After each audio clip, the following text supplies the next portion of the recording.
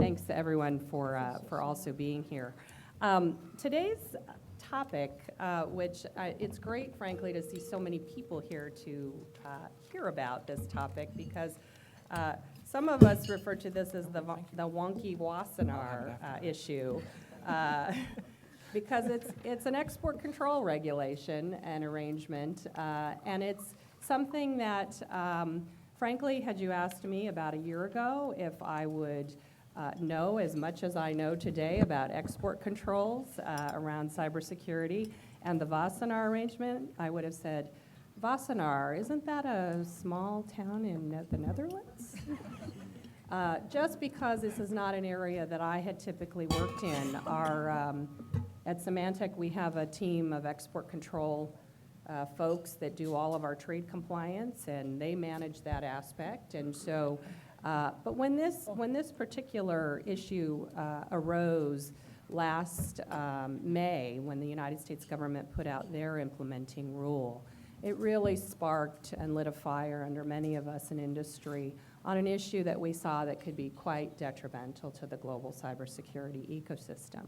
So that's why we're having the panel today, and why there's been so much conversation over it in the last year. And I'll get into that in a little bit more detail, and the panel is going to have a great conversation, I think, today about many of the different aspects of this particular issue.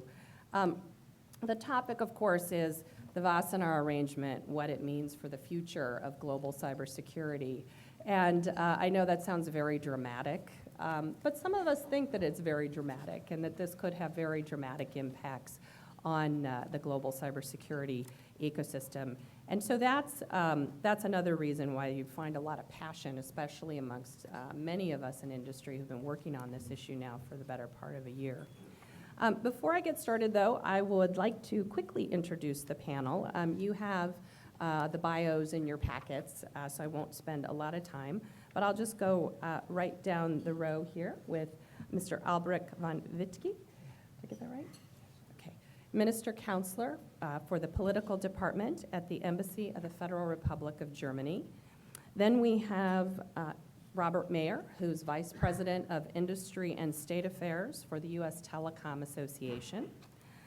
Then we have Dr. Elaine Korzak, who is the W. Glenn Campbell and Rita Ricardo-Campbell National Fellow at the Hoover Institution at Stanford University, and she's doing quite a bit of postdoctoral work, I believe, on this particular issue.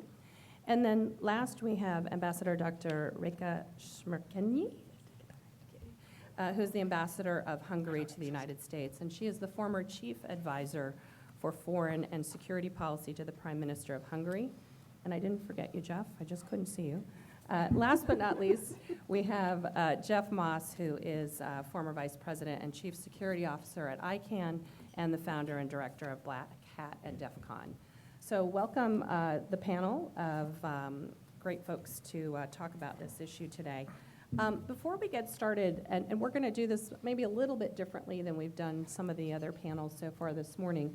We're not going to kind of go down the row and everybody give a statement. We're going to jump right into some of the questions and really have a good conversation. But I wanted to just talk for a minute or two just to give a level set about what the Wassenaar arrangement is. Just show of hands, how many of you are deeply familiar with Wassenaar arrangement and the cybersecurity control? Okay, good. Then this will be a good thing for me to do. So the Wassenaar arrangement is a international agreement signed by 41 countries that controls traditional, what we would call military technologies or dual-use technologies. Things like radar systems, nuclear devices, aircraft engines, things like that. To break it down simply. In 2013, there was a new control added to the arrangement that, and I have a copy of it here actually. It's very short. It's a page and a half. That was agreed upon by the 41 signatories to put new controls on software and technology that dealt with either intrusion software or surveillance technology. Now, on the face of this, you could say, good, we want to keep that out of the hands of rogue regimes. We want to keep, this was in the aftermath of the Arab Spring, excuse me, and many nations that are Wassenaar signatories really saw a human rights aspect to this and said, we need to keep these kinds of technologies out of the hands of regimes that could be suppressing human rights or free speech, and so this is a way to do it. I think that's a very admirable goal and something, frankly, that is hard to argue against. However, the text of the control itself did not take into account that the underlying software technology of intrusion software is actually the kind of technology that we use on a day-to-day basis to protect and defend our systems. So things like penetration testing, vulnerability sharing, information sharing, the kinds of things that now would be required to be export controlled. Commercial cybersecurity technologies, frankly, that every one of our companies, academic institutions, and governments use around the world. And so with this new control in place, in December of 2013, countries began to implement it. Up until May of 2015, I believe a little over 30 of the 41 countries had already implemented. And most of them took this exact language and said, this is what we're going to put into our export control regime, and then they were essentially implementing it as they saw fit, because Wassenaar doesn't have requirements for the same implementation across countries. But in May of 2015, as I mentioned, the United States government, the Department of Commerce, through the Bureau of Industry and Security, issued its draft rule for how it was going to implement this control, which went much, much farther than the original language, and also was highly restrictive, to the point that some of us in industry began to come together across multiple industry sectors, critical infrastructure sectors, as well as not just security vendors, but telecom, energy, all of these different automobile manufacturers, chemical, and submitted comments. There were over 300 comments that were submitted to the Department of Commerce on this particular rule, the most they had ever received in any particular rulemaking. So generated a lot of interest. There's been a lot of activity since that time. And what I'd like to do now is go to the panel to really give us some flavor around what are the real world implications, and not just of the US rule, but really the overarching rule that was established at Wassenaar, because it's that underlying language, frankly, that does restrict and control the free flow and movement of these common security tools and technologies. What does that look like moving forward? There's been some recent meetings at Wassenaar, and the new work plan has been adopted. Get an update on what's happening with that, and really hear about what are some of the real world implications that this has, not just on the uses of technology, but on the Wassenaar arrangement itself going forward, and on the use of export controls for these kinds of technologies in the future. Last, are there other things that we might be able to use as alternatives than this kind of an arrangement? So with that, let me start with my first question, which is really, what are the basis, and Albrecht, maybe you can touch on this, what are the basis for international export controls, and what were some of the main drivers for governments to include the intrusion software control, also what we call the cybersecurity rule, in that late 2013 timeframe? Thank you very much. Yes, Cheri already described the way that the cybersecurity rules in the Wassenaar Agreement came about. And if you look on Wikipedia, you might get the impression that that's basically what Wassenaar is about, because apart from some basic information, that's the only entry I could find there. But actually, Wassenaar has been around already for 20 years, and actually the idea of an arrangement for export controls is much older.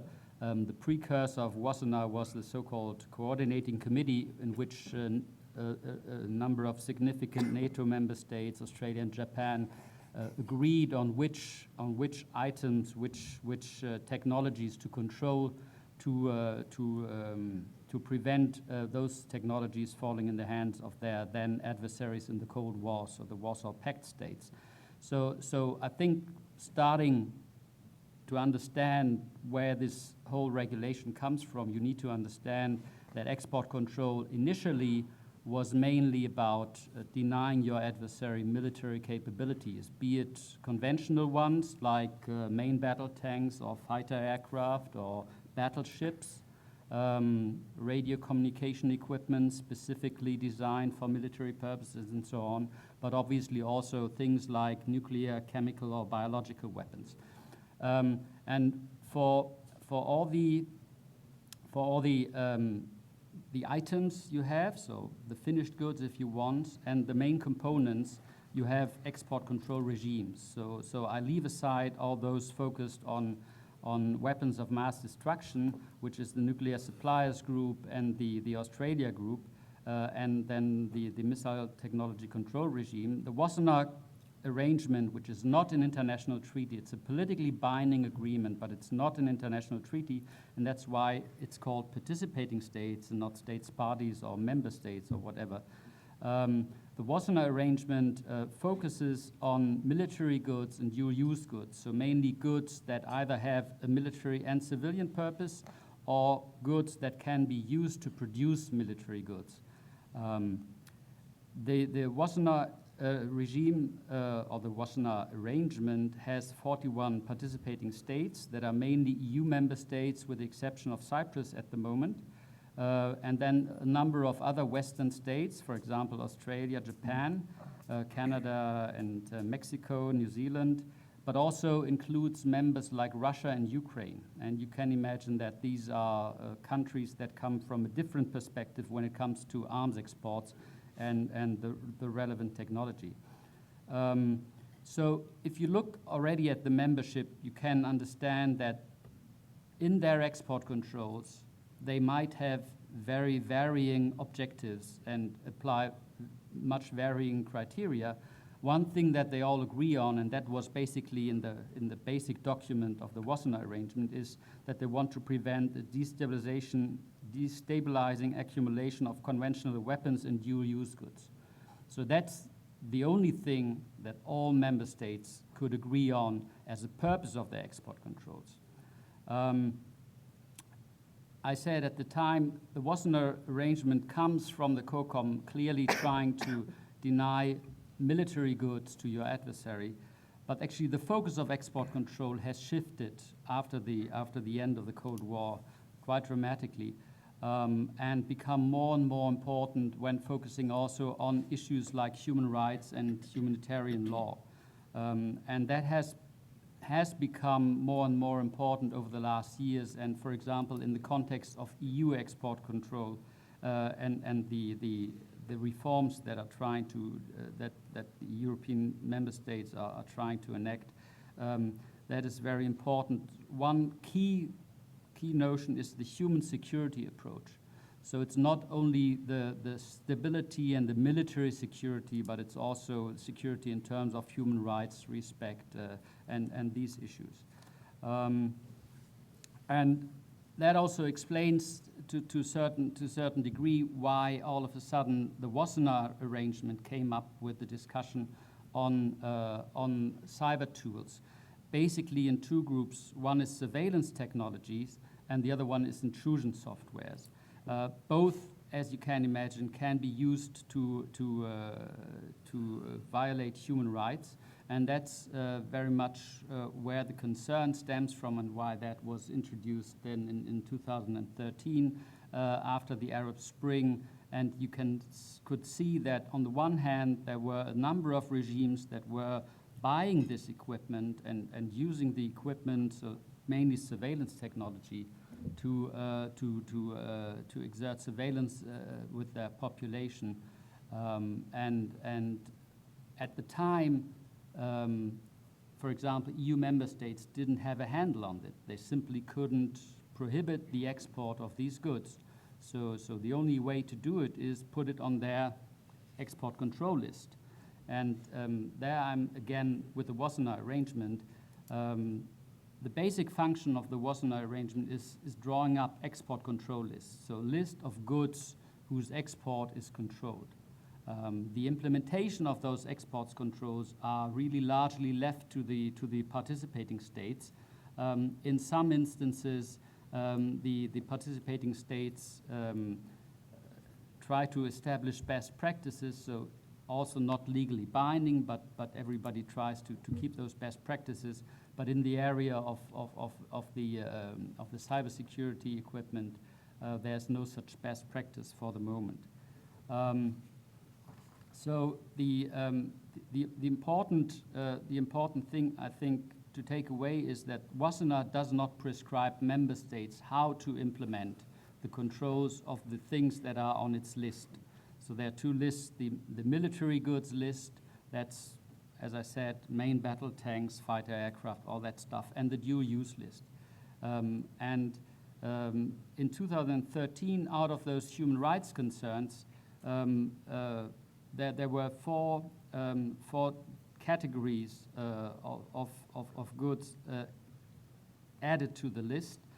Already before, certain hardware and encryption technology had been listed, but because of its military value. So what was added was, on the one hand, the intrusion software that we will be talking about mainly, but also a number of surveillance equipment for mobile phone networks, so INSI catchers and so on, then for satellite communication, and then finally for internet surveillance, so everything that concerns the internet protocol. And these have been implemented, as an example, by EU member states at the end of 2014 by adding those goods to the EU dual-use export control list, which is in this case legally binding for all EU member states. But still, the national export control process is done nationally, and the discretion exerted in that process is also exerted nationally. Thank you very much, Albrecht. That's very helpful background. Ambassador, would you like to speak at all about Hungary's experience with this particular rule? Thank you very much. I really appreciate the invitation and the opportunity to talk about these issues in general, because obviously these are a fundamentally important value for us to understand where we're going in the next decade. And it's very much present in the Central European region as well. What we have seen is, a couple of years ago, when I first met Melissa, she was making a map of the cybersecurity strategies of the world, and it was very nice to see that Hungary and another one or two other Central European countries were really the first ones on this map. So we are very proud to be active participants in the international thinking on this. So much so that, as we heard also this morning, the Budapest Convention, going back to the early 90s, was really a first strong message of a need of international cooperation. And we continue to work on this together after having developed the Hungarian National Cybersecurity Strategy.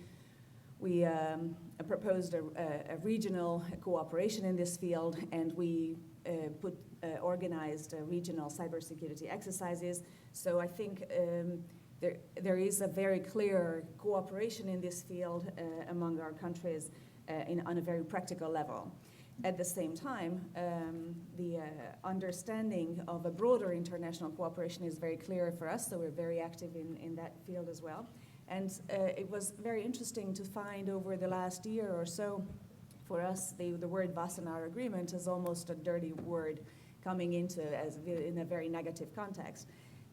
Because on one hand, what we could see as security policy people, and that's also the reason for me being here in my current position, but in the previous work that we have done in cybersecurity in the region, is that all the logic of increasing transparency, increasing security, increasing cooperation that was embodied in the Wassenaar Agreement and in the understanding of how we can focus on how we can enhance security through cooperation has been proven right.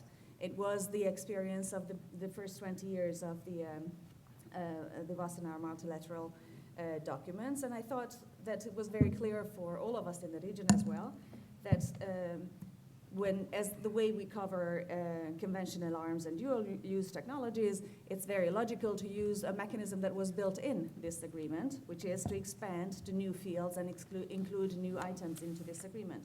On the other hand, what we could also see is that the wording and the terminology that was used in relation to the agreement was not really easy to use and adapt to the cyber world and the cyber reality. Because what we could see is that the terminology that was used was in many ways almost harming security, almost impeding or decreasing the potential for the cybersecurity that we were aiming at.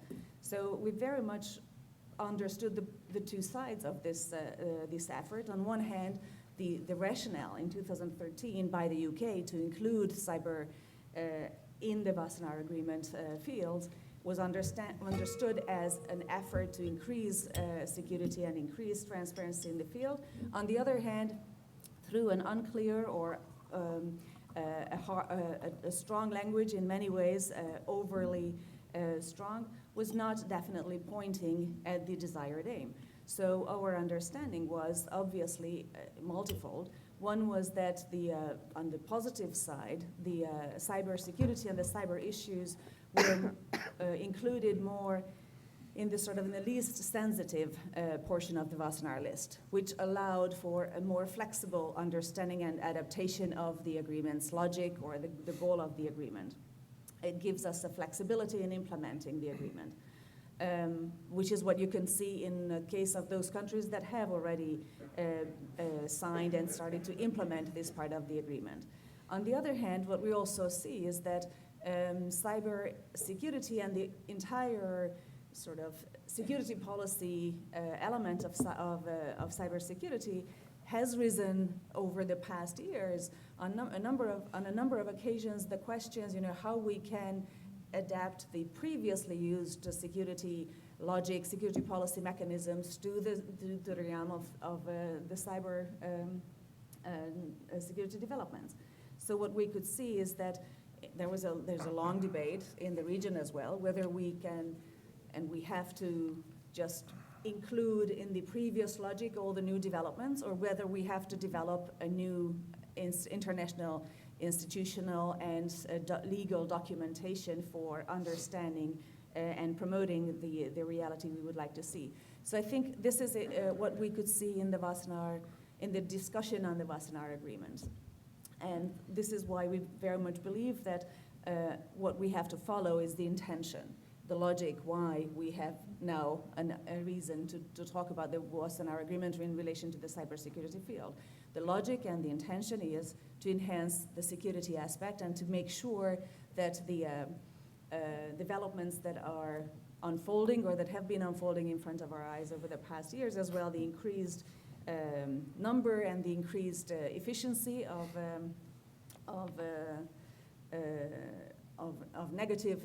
attacks and negative developments in the cyber realm is not something what we would like to see, and the question is how we will be able to develop the proper tools. And in this, we have this internal discussion, I think, which is going on in front of our eyes.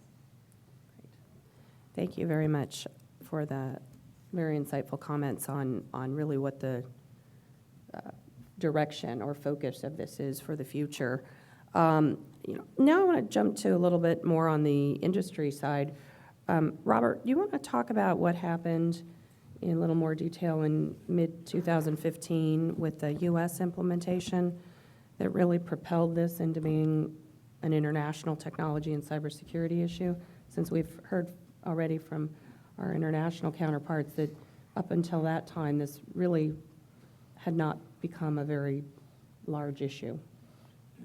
Thank you, Cheri. And let me start by saying, similar to your remark, and as recently as RSA, when I was on a panel with you, subsequent to that, preparing for this panel, I have a much greater appreciation for how problematic this arrangement is.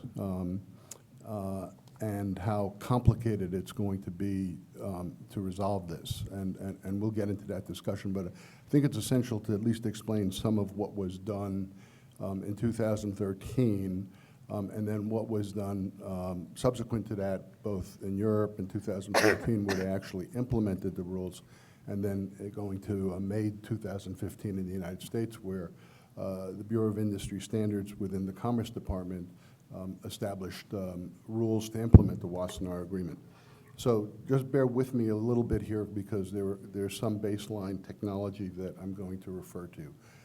In 2013, when the Wassenaar Arrangement was put forward, there was language for the first time around surveillance and intrusion software.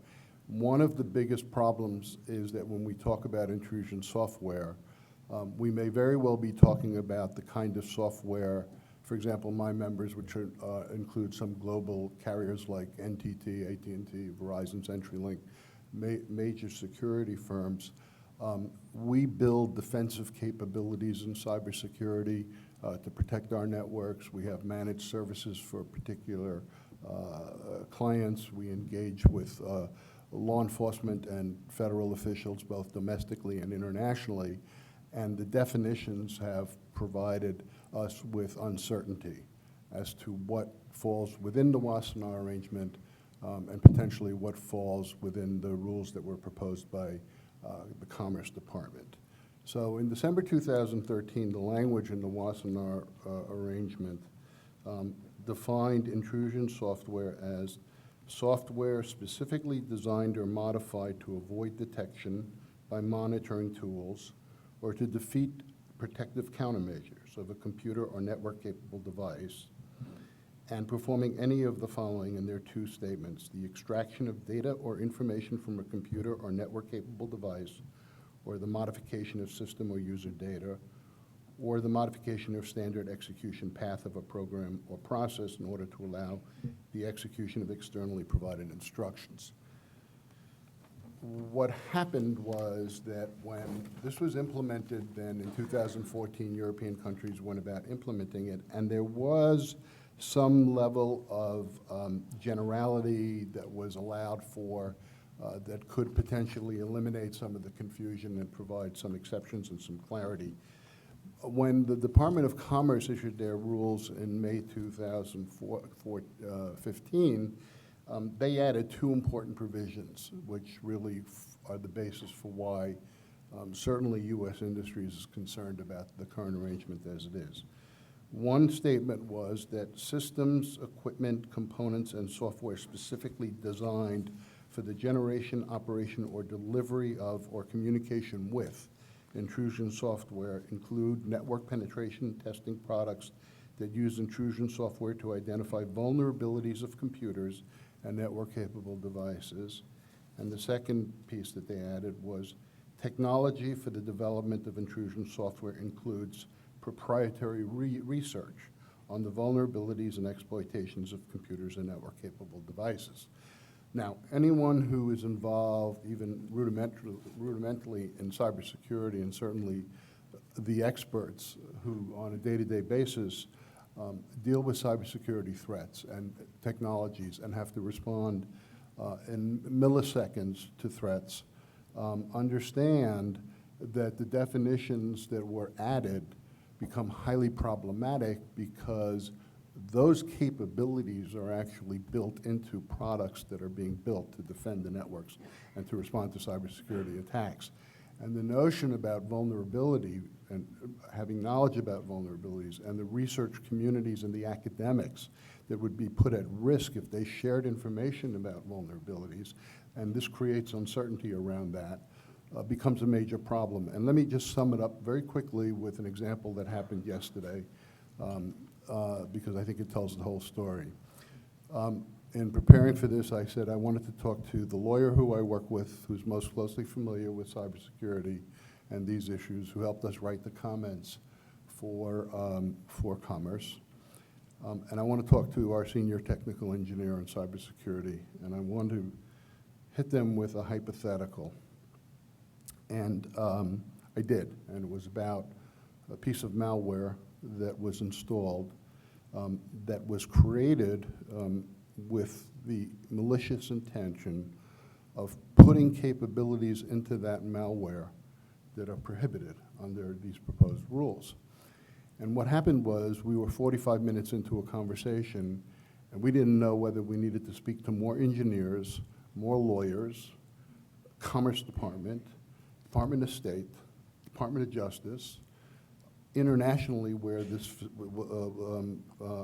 hypothetical malware was discovered.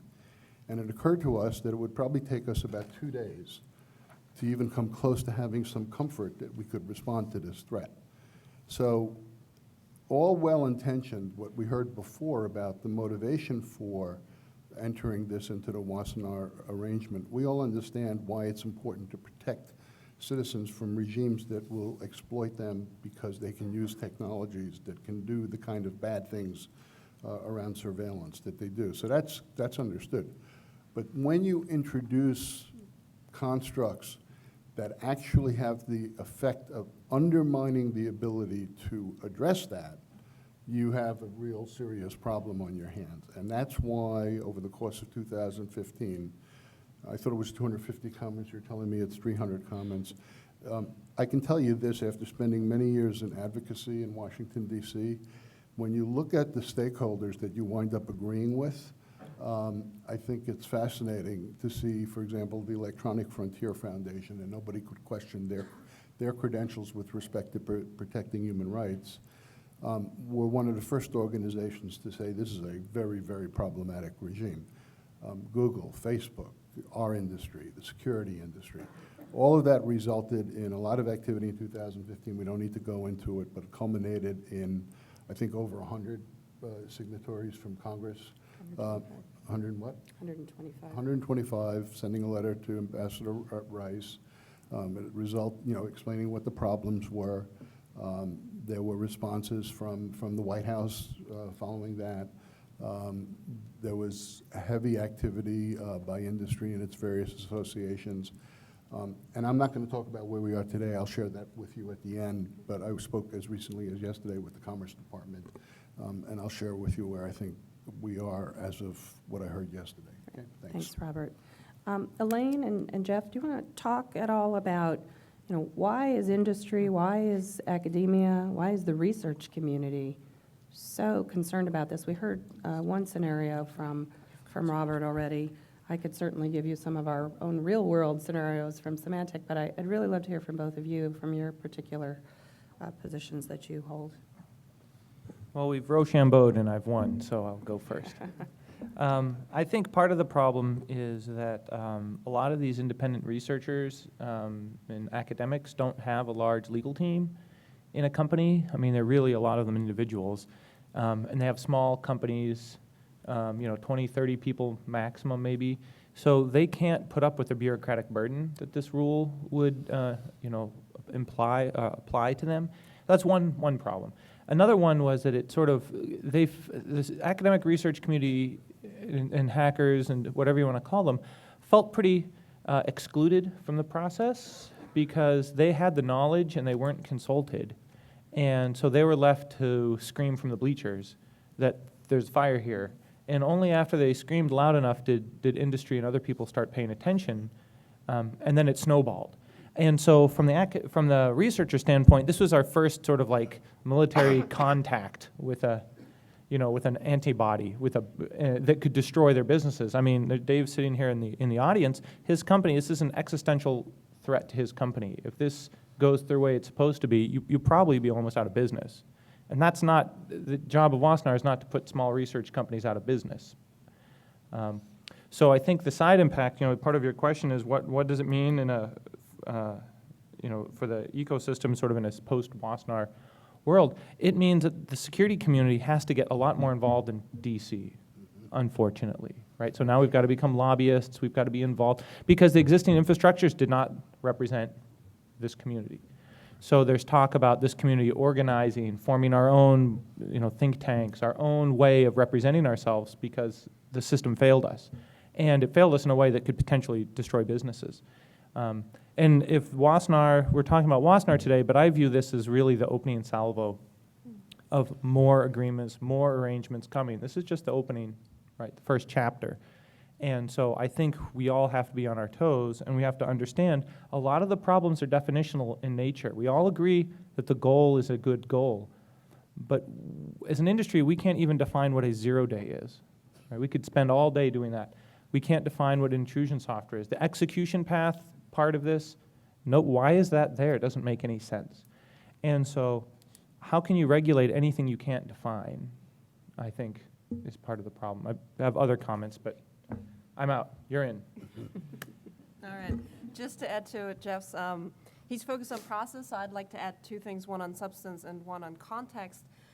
The substance, I think what Mr. Mayer has brought out, that the regulation was seen as overly broad by industry and researchers, capturing a lot of things that they do day to day.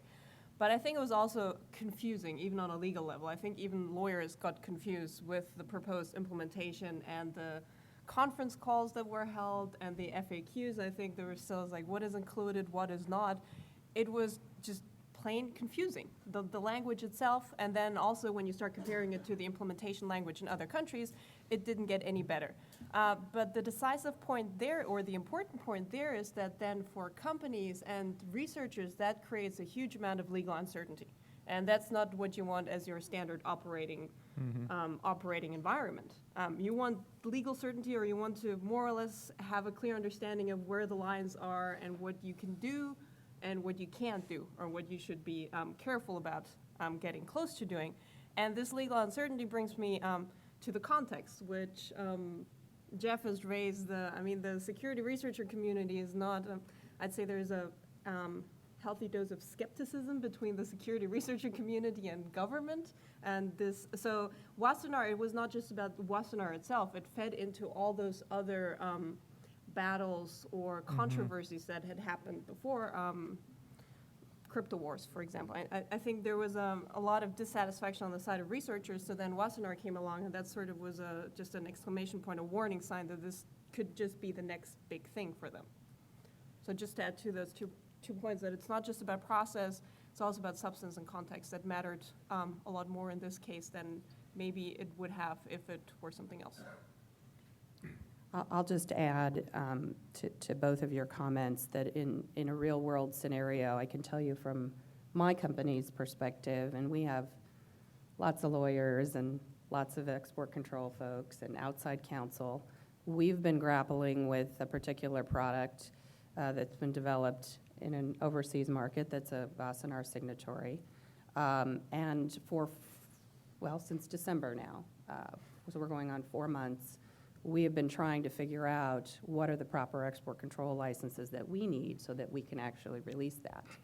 That gives you an example of real world, the delays in innovation from a company who can scale to deal with those issues. I can't even imagine a small company that doesn't have the kind of resources that we do being able to deal with this. And so a question that I would ask, Jeff, for you is, what's the real world impact on innovation that this could have? You can't. There's the thing that's double scary about Wassenaar is it has criminal penalties. It's not like a civil infraction and you can battle it out and negotiate a fine. There's criminal penalties and civil penalties. And that's sort of unique in this space. So nobody wants to touch that third rail. I mean, it's dangerous. So you just are going to have to steer clear. And the downside of that is if you steer clear too far, you're going to what are you going to do with your security research? You're either going to move to another country, publish it anonymously. There's no good outcome when there's criminal penalties. And the other thing I want to bring up is, who wants to be the test case, right? We had the DMCA 2000 Digital Millennium Copyright Act. There's a safe harbor provision in there for security research. It's never been tested. As far as I know, 16 years. Nobody wants to be the test case. So while you could maybe get some clarity in court, nobody wants to go there. So I'm just reinforcing what you said about the uncertainty. And if you think about it on the big picture, security researchers, hackers, academics are really the sort of white blood cells of the system. Companies are not in the business of revealing vulnerabilities in their own products. Bad guys certainly don't reveal problems, and governments don't do it either. So the only independent sort of ground truth, fact-finding function currently is researchers, academics, hackers. And if those people are muzzled, I don't know where ground truth will come from, right? We'll be really fighting bad guys at a disadvantage.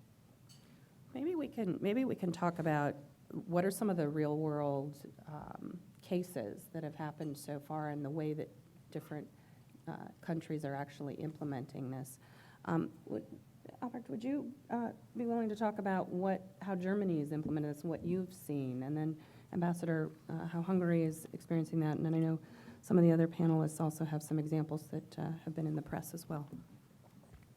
Yes, and I think I need to stress one important point, because everything I hear so far from this panel is Wassenaar is bad. Wassenaar is an arrangement that puts certain things on the list, full stop. Everything else, almost everything else in the context of these cybersecurity technology comes from national implementation.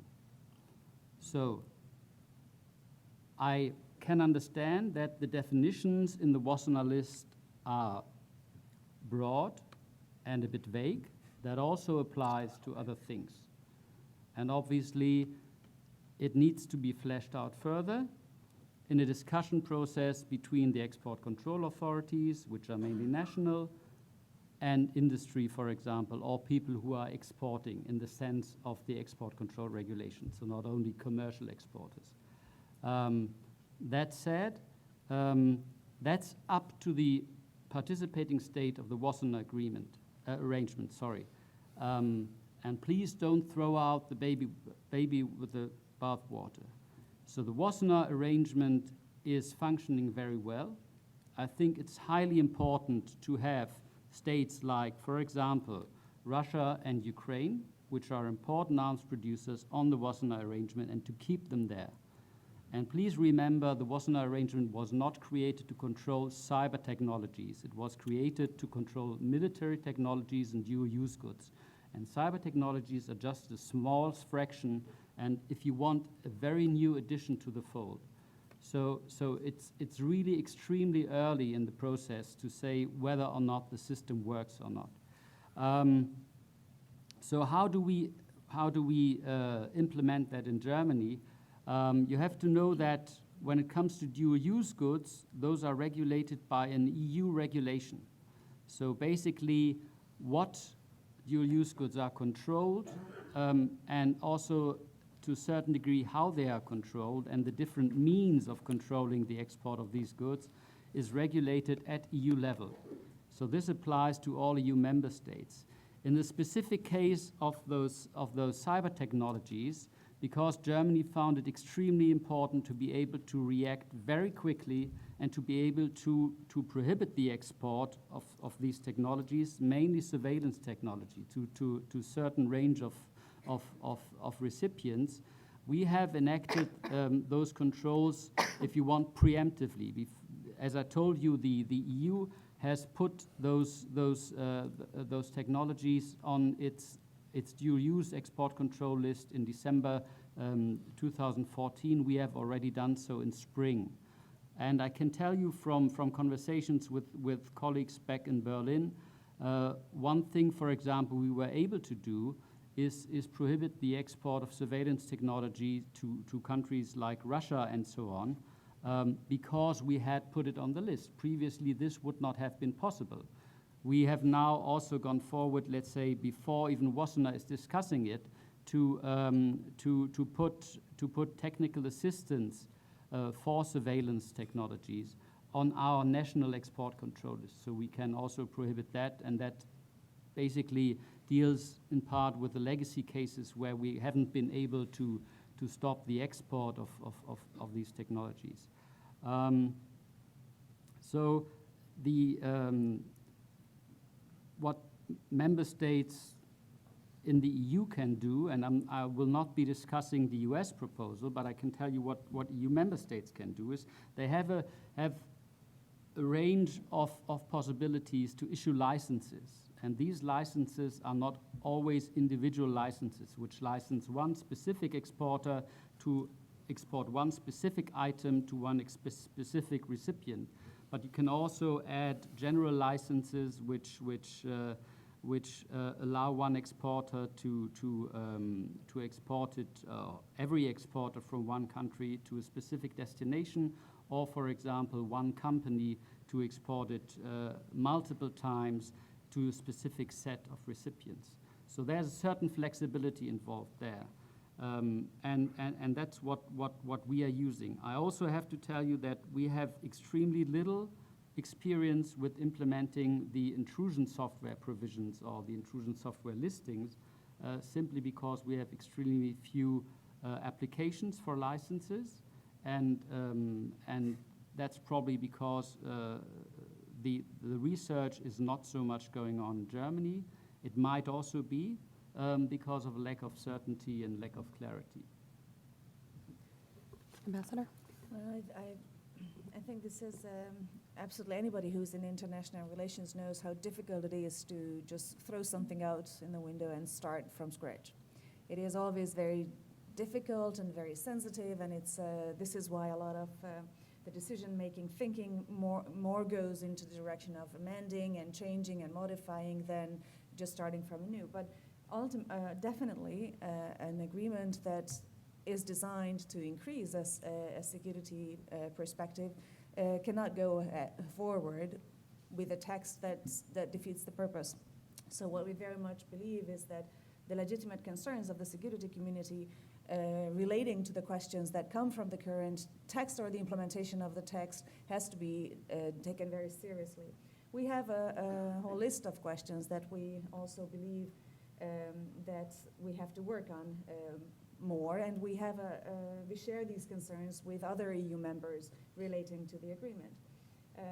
The questions, for instance, of open source as the arrangement currently stands, the dissemination and the publication of open source services and products could meet difficulties. Consequently, of course, identifying vulnerabilities in software becomes more difficult within the community, which we see very clearly can in turn to lead to more vulnerabilities and backdoors. So we have other issues relating to the issues that you have mentioned before, a decline, which all can lead easily to a decline of the security and the secure aspect of the agreement, than to enhancing it. So we very much believe that all these considerations have to be taken very seriously and have to be followed upon in our discussions on the agreement in the very foreseeable, very near future. I'd just say one of the concerns that we have at Black Hat or DEF CON is that from the educational component, we've talked a lot about industry, but educationally, what if I'm offering a training class and the instructor all of a sudden says something that could be considered an export?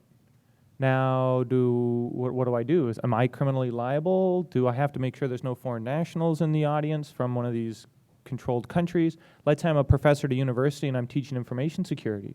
Do I have to get a blanket license for every student in my class? It just gets really cumbersome. Just to make a more general point, I think there's a lot of criticism with regards to Wassenaar when it comes to the implementation. I mean, particularly in the US, but also in other countries, to the wording itself. But I think a lot of the frustration that came about with Wassenaar in the cyber context, I think, is just criticisms or pitfalls of the arrangement itself that have already existed before. So a little bit in the spirit of Albrecht's call for empathy with Wassenaar. It's not that, I mean, this is not a perfect arrangement, and it's an arrangement. It's not a treaty. It's not legally binding. It has certain limitations already built in. One is the national implementation, that you need to have nations coming on board and implementing those things, which invariably results in differences in implementation standards and also in enforcement standards, which comes back to Jeff's point of criminal penalties. Some countries don't have criminal penalties, so even if you violate those export control rules there's less of a disincentive to do it, whereas the US is a bit more stringent about those things. So I think there's a lot of legacy points that just apply to Wassenaar, that have applied to Wassenaar things, and their purview of actions before.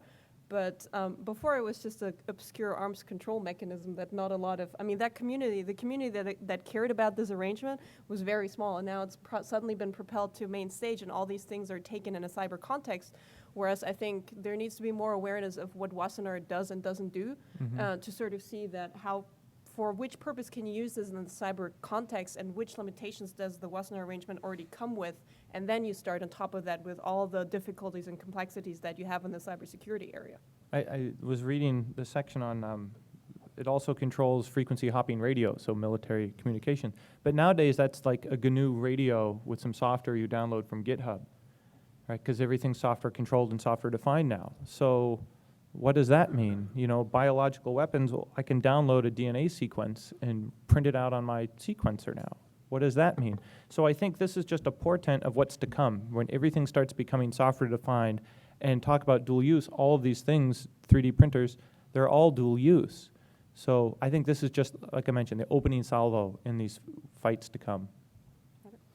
Yeah, so first I want to make the point that I haven't heard a single cybersecurity professional on any side of this issue make any claims about the value of the Wassenaar arrangement with respect to dual-use military technologies and things like that. This is a unique aspect, and I have to tell you, Jeff, I don't know which scares me more, your statement that the current rules might create an existential threat for some companies, or that there would be more lawyers and lobbyists in Washington. But there are two problems here. One problem is, and even Commerce acknowledged this, and Jeff, I think you refer to it, is the whole approach was problematic. It was stovepiped. You had experts who, in export controls, who really did not have the appropriate consultations with cybersecurity researchers and technologists and industry, who was marketing, implementing, designing next generation technologies, because if those conversations would have happened, the rules that we saw that the Commerce Department proposed last year, I doubt would have come out the way they came out.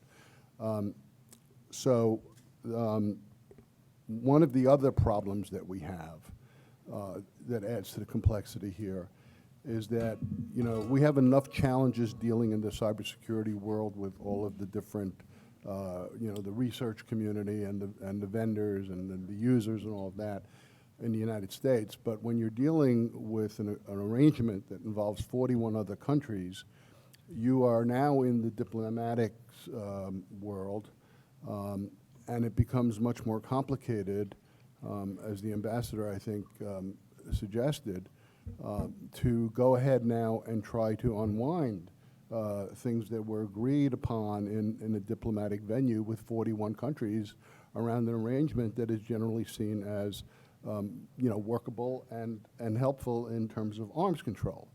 So we're in a very challenging position right now, and if Jeff is right that this is only the beginning, God help us, because we have to understand that the adversaries, the bad guys, are not having this conversation. The conversation they're having is, look how those guys are tying themselves in knots over this stuff, and meanwhile we can go ahead and do everything we need to do, including manipulate our materials so that we make sure that whatever they do is captured under these rules, so that in a sense they have to go ahead and go through these bureaucratic processes. So from a real world perspective, I think it's going to become increasingly aware to people in industries like my own, where security is becoming a foundational component of our products, that these kinds of rules, and by the way, if Commerce Department does create a rule, it's enforceable, and there are penalties, so it falls outside the realm, so to speak, of the non-treaty, non-legal arrangement in Wassenaar and becomes part of U.S. law. We're going to be in a very, very problematic place with regard to doing the things that the government is asking us to do, that our clients are asking us to do, that other countries are asking us to do. So it's got to raise the visibility of this issue, has to move up higher in the social conversation right now about cybersecurity in the United States and globally? Well, let me ask the question, since I think everyone on the panel has raised this, that the control itself is vague. I think depending on which perspective you come at it from, the definition allows for the flexibility of implementation for the things that the signatory nations are most interested in enforcing. But given some of the conversations that have taken place at this conference and that we all have been part of in the international fora for quite a few years around international cyber norms, the use of cyber arms, if you will, in international conflict. I mean, and given the integration, if you will, between the commercial aspects of the tools that are out there and the usage of those tools by all of society to protect and defend themselves, was Wassenaar the right tool, the right mechanism for this? I understand if some folks can't answer that directly, but maybe to put it a different way, are there other mechanisms that are out there that perhaps get us to the same intent and outcome around, Ambassador, what you mentioned around the logic, the intention, and Albrecht, what you mentioned around really defending human rights and preventing surveillance of citizens or the technology from getting into the wrong hands to do that. Are there other mechanisms that are available that would not have as much of an impact? And so I'll leave that question open. Are there other mechanisms out there that could be looked at as opposed to this? And my follow-up question to that is, was this ahead of its time, given where everything else is at in the international cyber policy debate right now? Can I start? Sure, Elaine. I'm volunteering. Great questions. Okay, I think 2 points I would like to flag. It sort of continues from what Réka mentioned, that governments have a tendency, once they started something, they don't just, say, all right, whoopsie daisy, we just go back to zero. So there's always this tendency, all right, we have something, how do we tweak it now? How do we amend it? How do we slightly change it? But there's always going to be some legacy of that left. So I think what I would like to see in the export control in the Wassenaar context is to urge the communities not to see Wassenaar and cyber whenever it comes up as a big headache, but actually as an opportunity. Because we have all the communities now involved. It's all on their radar. Now everybody knows at least a little bit about Wassenaar, at least they've heard about it. So now you can actually have a more informed conversation. And I think one of the things that's also an underlying problem in the norms debate is that there's not a lot of data or knowledge about what are we actually talking about, who are the companies, and how many applications do we have, aside from, the Citizen Lab reports and all the hacking team, the flashy news headlines that we know, but actually to have some sort of systematic data gathering and some information sharing. I understand there's going to be limits between governments and between communities on how much they'll be willing to share.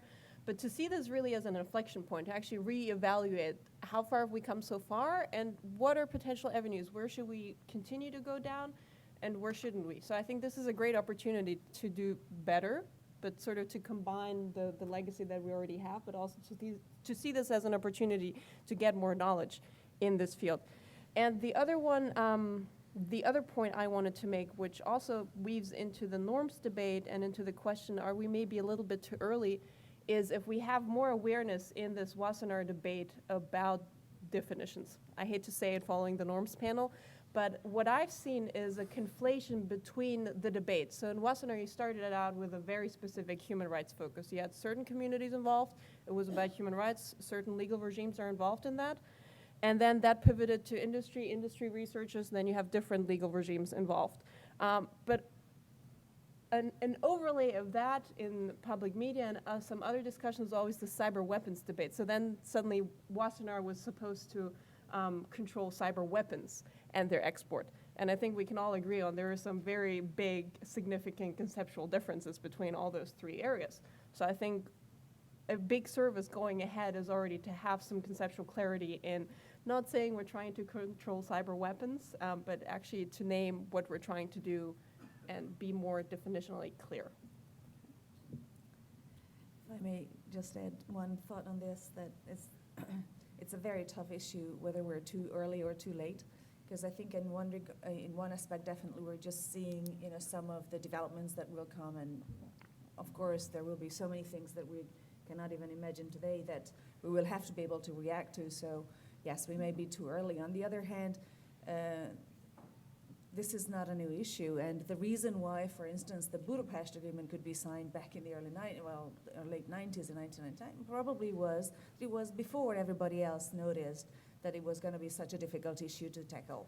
So I think we can see it both ways, and it's a very, very good question, whether there is another international legal framework that we could use. It's a big debate that we have been having over the years now. But if you take it that there are some other Wassenaar member states that have introduced and started, not just signed, but started to implement the agreement without the same controversy as in other cases. I think there must be more focus, more attention to the flexibility that the agreement offers. So it's probably, from country to country, it will have to be an internal discussion in many ways. But on the other hand, there is a flexibility that is provided to the various signatories for this agreement as well. And I think that's the positive aspect of this. And I would definitely believe or definitely support international discussion on this issue to continue and to focus more intensively. So I wouldn't say that we're too early and we should wait because there may be developments that will be absolutely running by before we understand on the international level what our common reaction should be or how we should be cooperating. So I think with all the difficulties and with all the complexities, I would a lot more support a stronger discussion internally within every signatory country, but also between industry and the public sector, and also internationally. What we have seen in not just the case of Hungary, but with the Central European countries who we have cooperated over the last few years, is that we established working groups, for instance, sectoral working groups in cybersecurity, in healthcare, in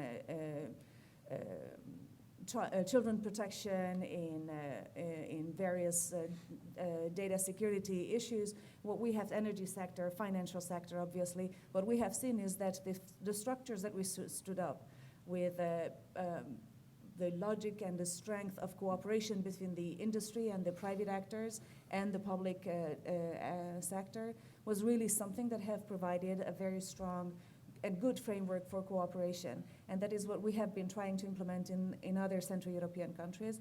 I think that maybe helps to focus more on the flexibility and on profiting from the flexibility of these agreements.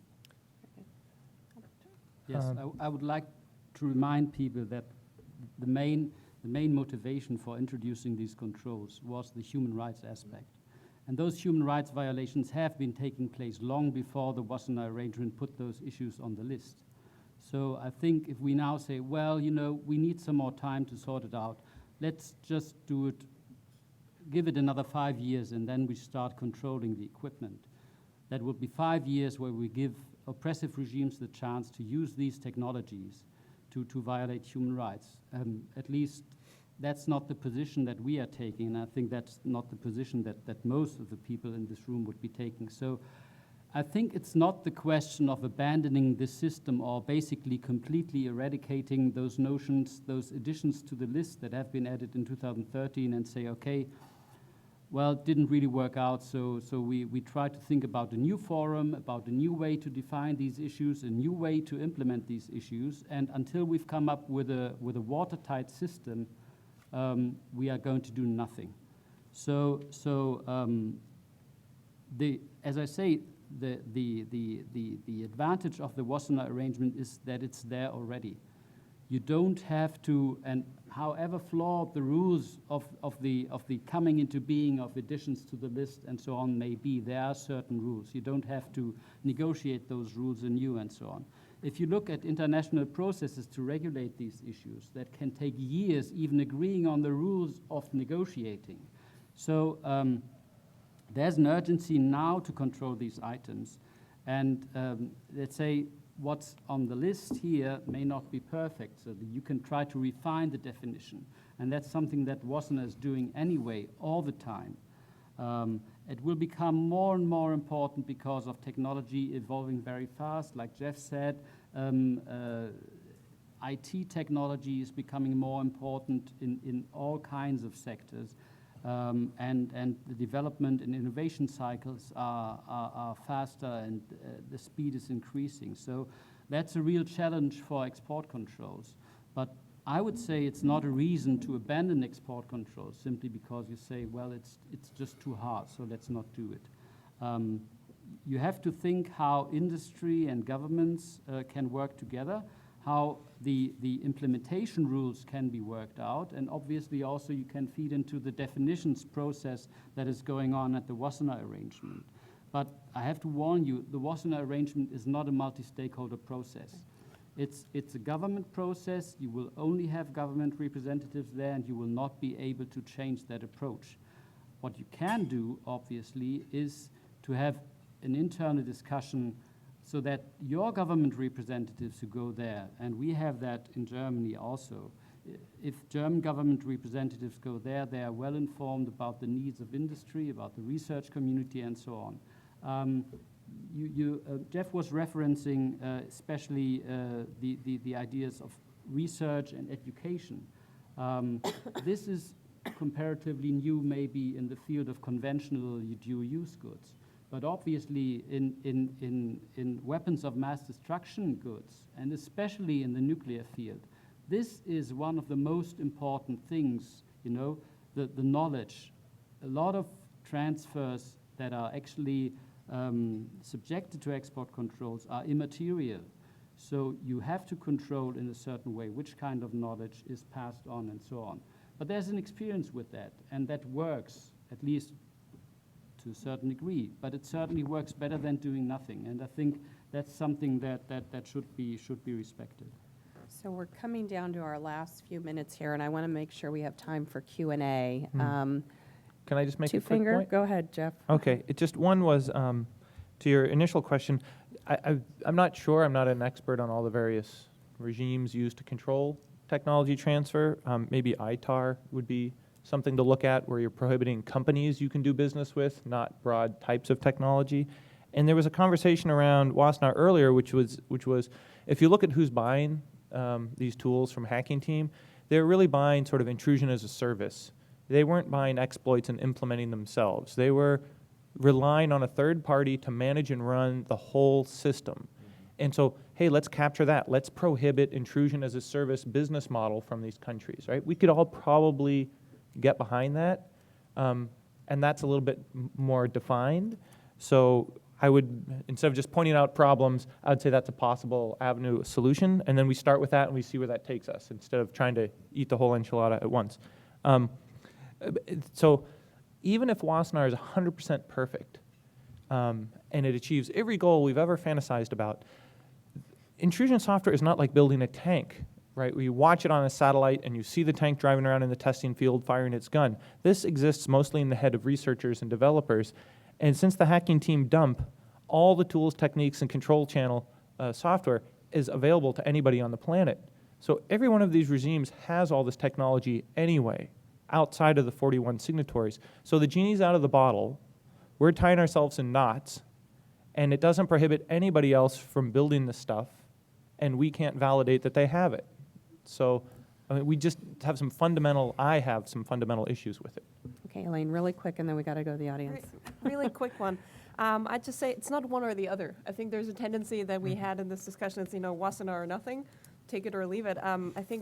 Trying to tweak Wassenaar doesn't exclude also pursuing other avenues that aren't necessarily on an international state-to-state basis. So, corporate self-regulation, they all have their limits too, their ups and downs.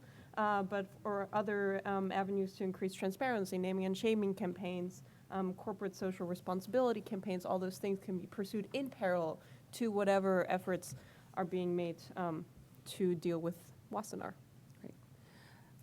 Question?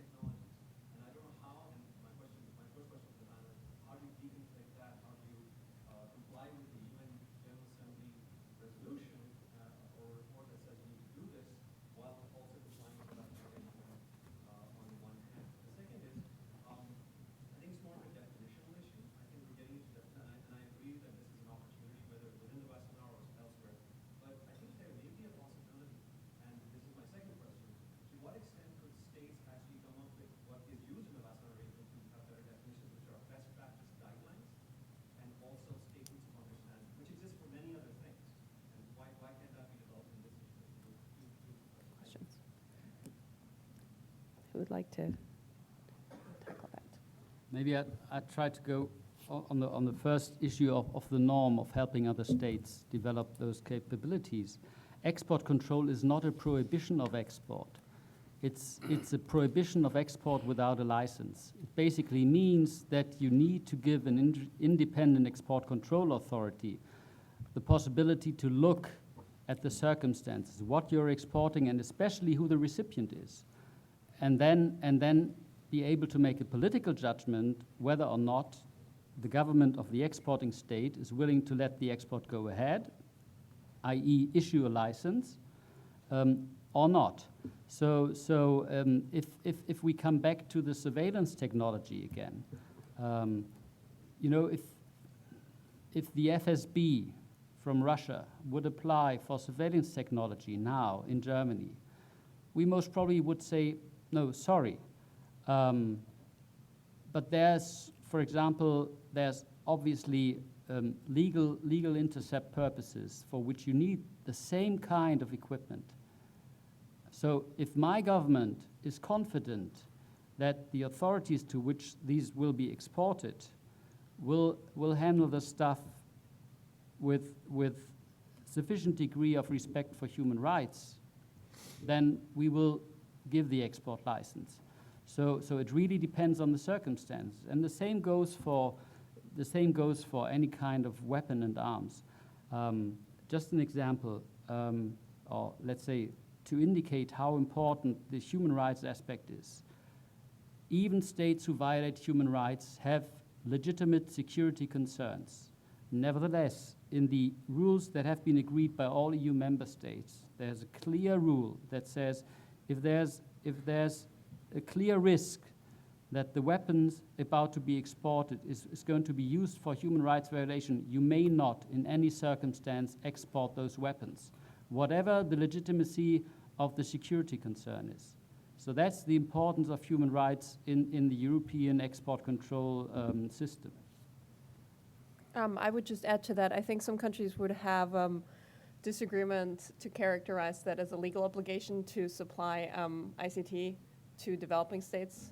I think you can have a legal disagreement about whether it stands as a customary international law provision or not, but I think some countries would have strong feelings about that. And to caveat that, even if it were an obligation, that you do have, you can provide then those technologies if you know that they will be used in contravention of other international legal norms, human rights and humanitarian law, first and foremost. So it's always circumstance dependent, as Albrecht said. Another question? I'm a personal researcher on work for threat analysts, and so is it only if it's financially tied? Because we share code all the time on the internet. We don't know what country they're in. They're just handles.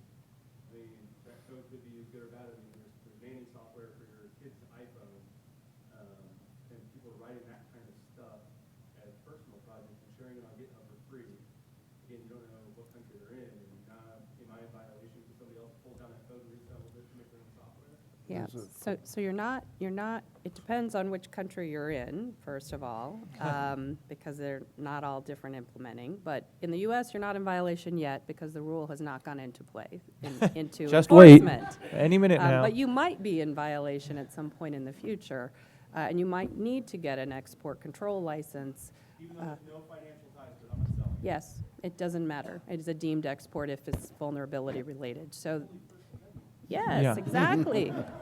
So, Cheri, I had a question for you, though. Didn't your company at one point do an exercise to see how many licenses it would need to request in We order did. to continue normal business operations? We did. We started at the beginning of this process doing an analysis, and just back of the napkin, we figured 1,000 export control license, and then we stopped counting because we really couldn't get to how many we would actually need. And that was just, right now we get less than a dozen export licenses a year in the US alone. So that gives you a So, magnitude. so Department of Commerce is hiring. They might be, Yeah. yeah. Can I say one positive thing about the Department of Commerce? Well, Just I to would, say- I will, if I can speak for you, Elaine, I mean, the Department of Commerce really has been very open Yeah. to this, through this entire process, and has been very, very, It's not their fault. very It's state. welcoming to hearing from industry. And I know I'm getting the wrap card here, so give me 2 more minutes here. I want to take one more question, and then I want to do closing comments from the panel. I'm going to ask a question from being honest here.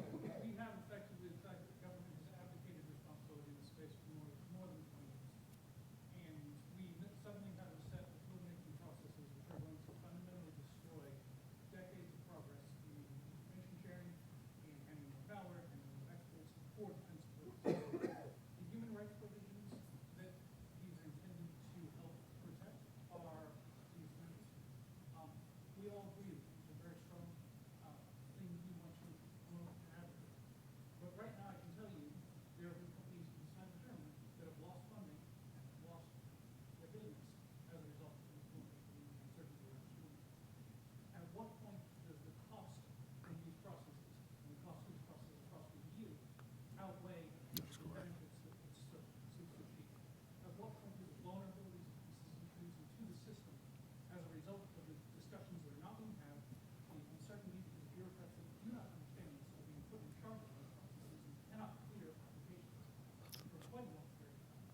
Again, I'm an academic, so I don't have skin in this game, but I'm watching a very dynamic process of destruction of value occurring across the industry as a result of these rules. Who loses their job in the government as a result of the destruction of that value? At what point is that competing harm greater than the benefit we're trying to achieve, that we could achieve with this? It's a rhetorical question. Thank you for the comment. That goes to Germany. Does anyone want to take that question? It's the question. Okay.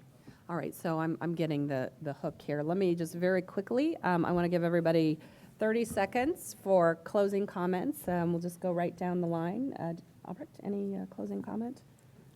Yes, well, I can only repeat, please don't throw out the baby with the bathwater. So obviously there's always a balancing act, the balancing between the industry interests, the economic interest, and the human rights interest. And there needs to be a political judgment.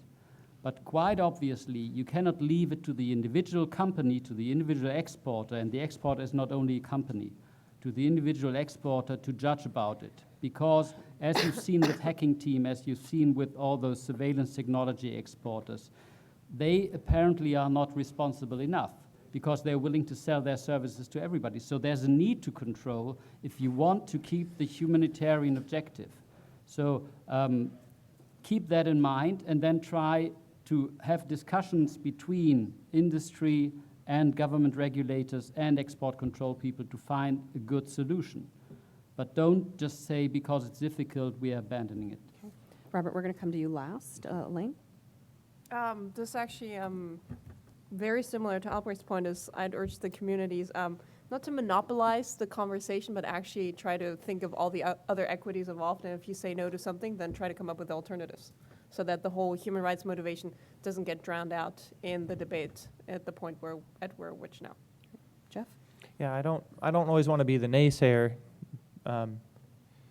but the example from the ambassador about hacking team maybe sharing with too many other negative countries. Well, they had a blanket export exemption from their government, so they followed the rules. What they were doing was legit under this agreement or arrangement. So that's where I get nervous. Is even if everybody else follows the rules, maybe some smaller countries or companies get blanket exemptions, and then it just makes a mockery of the whole system. Ambassador? Well, just to make sure, we're talking not the entire Wassenaar agreement, we're talking Yeah. Wassenaar Cyber. Right. And within Wassenaar Cyber, I think we very much agree that we have to focus on trying to very seriously to strike the right balance and to find that balance that helps to promote the common interest without harming the common security. Robert? So I'm just going to use this time to share with you a conversation I had yesterday with a Department of Commerce official in trying to get the latest information on where commerce is after the meeting last week. So I have their permission. This is what they've said. The United States proposed to the Wassenaar arrangement to eliminate the controls on technology required for the development of intrusion software. At the meeting, the United States also led discussions regarding the controls on software and hardware tools to the tools for the command and delivery of intrusion software. The hope was to seek to resolve the scope and implementation issues raised by these controls. Those discussions are ongoing. Several countries, especially those that have already implemented the rule, pushed back. Changes to Wassenaar controls must be approved by 41 members, so we cannot predict the outcome of these discussions and negotiations. The administration, however, plans to continue to consult with the cybersecurity community during the negotiations and commits that it will not implement domestically any regulations on the topic without first giving the public an opportunity to participate through notice and comment process of a proposed rule. And then finally, we will need to spend the coming months identifying legitimate arguments about overreach, identifying what concerns we can address in implementation versus revisiting the Wassenaar arrangement text, and for issues that require modifications to the Wassenaar text, persuading other Wassenaar arrangement countries of their validity and the need to address them. So the bottom line is, I think the Commerce Department is completely engaged. They've heard us. They're doing their best to work through these issues, and I suspect that I don't expect to see a repeat of the kind of May 2015 event in the near future. I'm hoping not. Well, I think that's a great last note, that there is positive movement happening within the Wassenaar arrangement community that's actually discussing this right now. It will be on the agenda in June for further discussion. But this is something that affects all of us. And there is a coalition. I'll just give a quick plug. It's called the Coalition for Responsible Cybersecurity. Quite a few companies and trade associations are members. If you're interested, let me know. Happy to tell you more about it. But it is scaling to work with the international community, not just the U.S. government. So, Albrecht, to your point of really engaging companies and organizations in other nations that have direct engagement with other signatory governments. This is something, again, affects all of us and our industry, and I would just encourage everyone to get involved. And thank you very much for your participation in the panel today. I know we've gone over. I'm supposed to make the announcement. Everyone's supposed to be back in Healy Hall by 2:30. That's when the next panel starts. And please join me in thanking our panel today. Very good.